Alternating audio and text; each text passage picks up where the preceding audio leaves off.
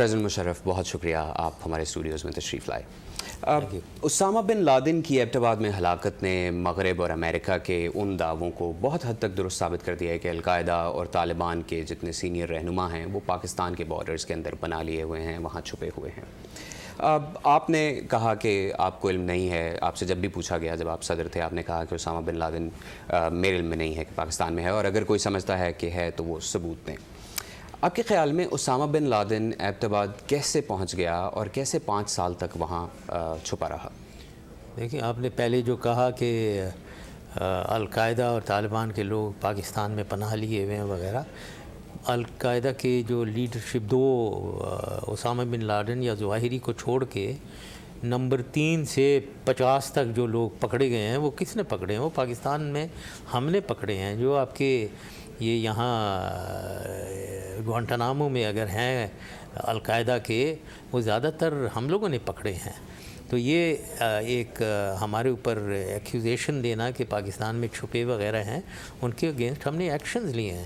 اب رہا القاعدہ کی بات، یہ اسامہ بن لادن کی، ہاں یہ میں نے کبھی یہ نہیں کہا تھا کہ یہ نہیں ہے یہاں۔ جب میرے سے لوگ ہمیشہ پوچھتے تھے کہاں ہے تو میں کہتا تھا مجھے نہیں معلوم ہے، کیونکہ کسی کو بھی نہیں معلوم ہے۔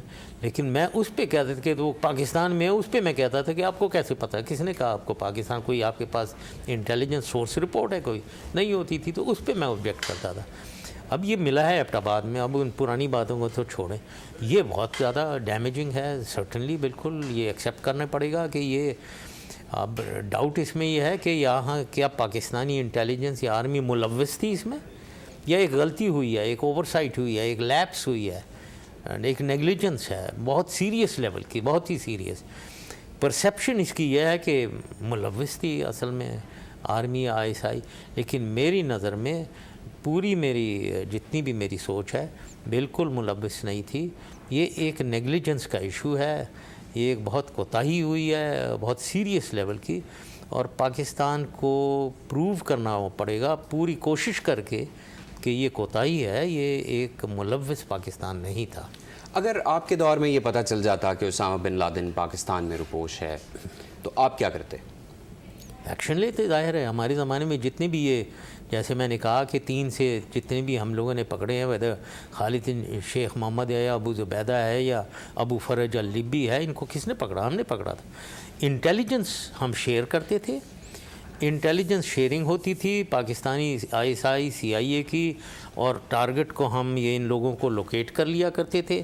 ایکشن ہمیشہ پاکستان کرتا تھا، ہماری فورسز یوز ہوتی تھی، ہم کرتے تھے، تو اس پہ بھی ہم ایکشن لیتے اسی طریقے سے۔ آپ نے انٹیلیجنس شیئرنگ کی بات کی سر، اور CIA اور ISI کے جو تعلقات ہیں ان کی بات کی۔ ریمنڈ ڈیوس کے واقعے کے بعد اور اسامہ بن لادن کی ہلاکت کے واقعے کے بعد ISI اور CIA کے درمیان تعلقات تقریباً ختم ہو گئے تھے، لیکن اب ایک حالیہ میٹنگ میں واشنگٹن پوسٹ نے یہ کوٹ کیا ہے کہ لیفٹیننٹ جنرل شجاع پاشا اور CIA کے ڈائریکٹر جنرل مائیکل مورل کی ملاقات میں پاکستان 87 CIA کے اہلکاروں کو ویزا دینے کے لیے رضامند ہو گیا ہے۔ آپ کے خیال میں آج جس طرح کی کوآپریشن CIA اور ISI کے درمیان ہے، یہ کس حد تک اہم ہے جو مشترکہ گول ہے اس کو حاصل کرنے کے لیے؟ بہت زیادہ اہم ہے۔ آئی تھنک افغانستان میں پاکستان کی ISI جو ہے وہ اس کی 30 سال کی ایکسپیرینس ہے، 79 سے 89 تک ادھر، پھر 89 سے 2001 تک جب طالبان آئے ہیں، طالبان کو پاکستان نے ریکگنائز کیا تھا، ہمارا مشن تھا، ISI کانٹیکٹ میں تھی، تو ان کی بہت ان کے ساتھ انفارمیشن ہے، انٹیلیجنس ہے، وہ جانتے ہیں، تو لہٰذا ISI کی امپورٹنس تو کوئی ریلیگیٹ نہیں کر سکتی ہے۔ تو پاکستان ISI اور CIA کی کوآپریشن بہت اسینشل ہے اگر ہم نے وار آن ٹیرر کامیابی سے لڑنی ہے۔ اور پاکستان اور امریکہ کے تعلقات کی اگر بات کریں سر، تو حالیہ تاریخ کی کمزور ترین سطح پر ہیں اس وقت یہ تعلقات، اور یہ بات ڈھکی چھپی بھی نہیں ہے۔ اسامہ بن لادن کی پاکستان میں موجودگی اور ہلاکت کے سوال کو اگر ہم ایک طرف رکھتے ہیں اور یہ دیکھیں کہ جو سوالات اس وقت پاکستان کے رول پر اٹھائے جا رہے ہیں، پاکستان کی کوششوں پر اٹھائے جا رہے ہیں، وہی اس وقت بھی اٹھائے جاتے تھے جب آپ صدر تھے، آپ کے دور حکومت میں بھی اس طرح کے سوالات کیے جاتے تھے۔ آپ کے خیال میں اس تناؤ کو کم کرنے کے لیے کس چیز کی ضرورت ہے؟ نہیں، میرے زمانے میں تو کوئی ایسے نہیں ہوتے تھے، کوئی خاص، تھوڑی بہت تھی۔ جب میں نے خاص طور پہ جب میں نے یہ میری ایک تھیوری تھی کہ ہمیں پختونوں کو طالبان سے الگ کر دینا چاہیے. سارے طالبان پختون ہیں لیکن سارے پختون طالبان نہیں ہیں. تو یہ سب پختون کمیونٹی کو طالبان کی طرف دھکیلنا بہت غلط ہوگا. ہمیں پختونوں کو اپنی طرف لینا چاہیے اور ان کو کابل میں گورننس رول میں ڈالنا چاہیے. تو اس اسٹریٹجی کے اوپر میں نے ایک ٹرائبل جرگا کے سے کانٹیکٹ شروع کیے تھے ساؤتھ اور نارتھ وزیرستان میں, تاکہ ان ٹرائبل جرگا جو ان کا ایک سوشل کسٹم ہے ٹرائبز میں, ان سے جب ہم نے کانٹیکٹ اور ڈیلنگ شروع کی تو یہاں میڈیا میں کئی جگہ آ گیا کہ یہ جی میں طالبان سے ڈیل کر رہا ہوں. حالانکہ میں طالبان سے پختونوں سے ڈیل کر رہا تھا. اب وہ جرگے میں اگر کوئی طالبان بھی بیٹھے ہوئے ہیں ان کا مجھے نہیں پتہ تھا, کیونکہ ہر آدمی نے ہتھیار اٹھایا ہوا ہے, ہر آدمی مولوی وہ داڑھی رکھی ہوئی ہے, اس نے کوئی فرق تھوڑی پتہ ہوتا ہے کون طالبان ہے کون پختون ہے. اور اگر میں یہ کہتا تھا کہ اگر پختون ان میں کوئی طالبان بیٹھے ہیں جرگا میں تو ڈزنٹ میٹر, وہ ایکسپوز ہو جانے چاہیے. ہم 50% کو لے لیتے ہیں اگر اپنی طرف, وہی بتائیں گے ہمیں کون طالبان ہے.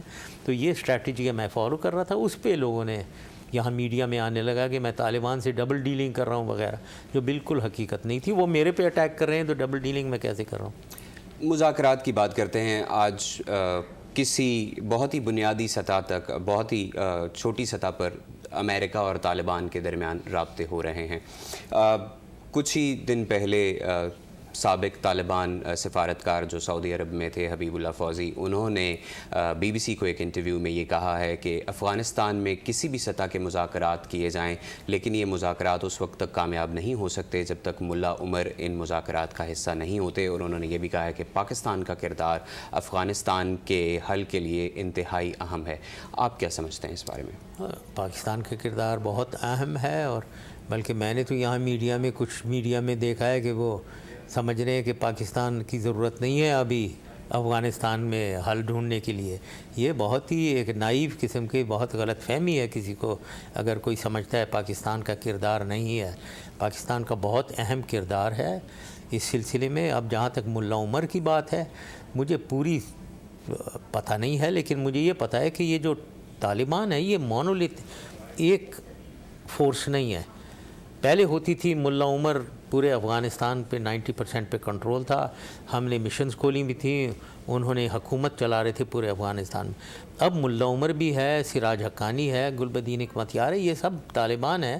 گلبدین حکمتیار کنار میں لڑ رہا ہے, سراج حقانی الگ. تو یہ ایک دوسرے کے نیچے نہیں ہے, کوئی ملا عمر کے نیچے نہیں ہے. تو جب یہ ہم کسی سے یہ نیگوسیشن ڈیل کر رہے ہیں, ہمیں اس بات کے بارے میں کانشیس رہنا چاہیے کہ ڈیل میں کیا سب آ رہے ہیں یا کون سے وہ ہیں گروپ ہے جو پیس اور امن کے لیے ہے, اس سے ڈیل کرنا ہے ہم نے. دوسرا اگر امن نہیں چاہتا ہے اس سے ملٹری کے ساتھ ڈیل کرنا پڑے گا, جو امن چاہتا ہے اس کے ساتھ پولیٹیکل ڈیلنگ کرنی پڑے گی. تو یہ اتنا آسان کام نہیں ہے کہ ہم طالبان سے ڈیل کر رہے ہیں. مجھے فرینکلی معلوم نہیں ہے کس طالبان سے ڈیل کر رہے ہیں. افغانستان کے بعض علاقوں کو افغان سیکیورٹی فورسز کے حوالے کرنا کسی بھی امن معاہدے میں ابھی کچھ پروگرس نہیں ہو سکی ہے, اور امریکی فوجوں کا انخلا بھی کچھ عرصے میں شروع ہونے والا ہے. تو کیا یہ ایک درست فیصلہ ہے؟ افغانی فورسز جو ہیں, سب سے پہلے تو ایک غلطی بہت زیادہ ہوئی ہوئی ہے, وہ زیادہ تاجک ہیں انفارچونیٹلی. اس میں ایک ایتھنک کمپوننٹ جو ہے جس میں پختون کا ہونا بہت ضروری ہے. ایون پاکستان میں بھی ہم نے ہماری آرمی جو ہے وہ ایتھنک ریالٹیز کو مد نظر رکھتی ہے. فرنٹیئر فورس ریجیمنٹ ہیں, بلوچ ریجیمنٹ ہیں, پنجاب میں سندھ ریجیمنٹ ہے. یہاں بہت ضروری ہے کہ ایک ٹرائبل انوائرنمنٹ میں ایتھنک ریالٹیز کا خیال رکھا جائے. وہاں وہ فورس زیادہ تاجک فورس ہے, افغان نیشنل آرمی. اب اس کو یوز کرنا فار اس ایریاز میں جہاں پختون ہیں, یہ میرے خیال میں اتنی شاید کامیابی نہ ہو. اور ان کی لیول آف ٹریننگ دیکھنی پڑے گی, کیا یہ اتنی لیول آف ٹریننگ ہے کہ وہ مقابلہ کر سکیں القاعدہ اور طالبان کا. یہ سارا دیکھنا پڑے گا. پاکستان کی سیاسی صورتحال کی طرف آتے ہیں پریزیڈنٹ صاحب. پاکستان کی جو اپوزیشن جماعتیں ہیں وہ اب مطالبہ کر رہی ہیں کہ مڈ ٹرم انتخابات پاکستان میں ہونے چاہیے. آپ کے خیال میں کیا انتخابات وقت سے پہلے ہونے چاہیے یا مقررہ مدت پوری کرنی چاہیے اس اسمبلی کو؟ اب اتنا ٹائم مڈ ٹرم تو گزر کے اب تقریباً 3 سال سے زیادہ ہو گئے ہیں.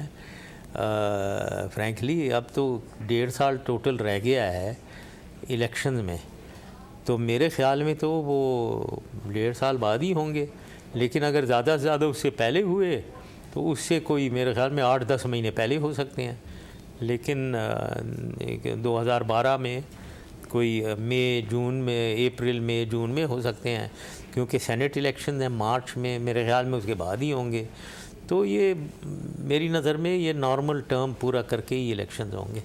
آپ کی پارٹی اب رجسٹرڈ پارٹی ہے پاکستان میں، الیکشن کمیشن نے آپ کی پارٹی کو رجسٹر کر لیا ہے، آپ جانے کا ارادہ بھی رکھتے ہیں، آپ نے کہا ہے کہ آپ 23 مارچ 2012 کو پاکستان جائیں گے۔ پاکستان کو آج جن مشکلات کا سامنا ہے، اگر آپ پاکستان کی قیادت کر رہے ہوتے، آپ پاکستان میں ہوتے، تو آپ ان مشکلات سے کیسے نمٹتے؟ ہاں بالکل، یہ سوال کا جواب ذرا لمبا ہوگا، میں لمبا جواب نہیں دینا چاہوں گا۔ سب سے پہلے تو سمجھ ہونی چاہیے مشکلات کی۔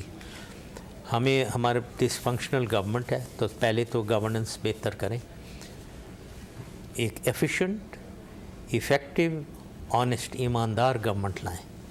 دوسرا، اس کی اکانومی نیچے کی طرف جا رہی ہے، اکانومی کو بحال کریں، اس کو اپ سرچ پہ لائیں۔ تیسری بات یہ ہے کہ پولیٹیکل ٹرموائل ہے، وہ اس کا پولیٹیکلی آنسر ہے۔ اگلے الیکشن میں امید ہے کہ پولیٹیکل ریالٹیز، میں ہمیشہ کہتا ہوں یہ اسٹیٹس کو توڑیں، ایک نئی فورس آنی چاہیے پولیٹیکل سامنے، جس کے اوپر کوئی ٹرسٹ اور کانفیڈنس ہو عوام کی، اور انٹرنیشنلی بھی جس کو دیکھا جائے کہ یہ ٹھیک لوگ ہیں، ایمانداری سے، ایفیکٹو گورنمنٹ، یہ چاہیے ہمیں۔ اور لاسٹلی ہمیں ٹیررزم سے لڑنا ہے۔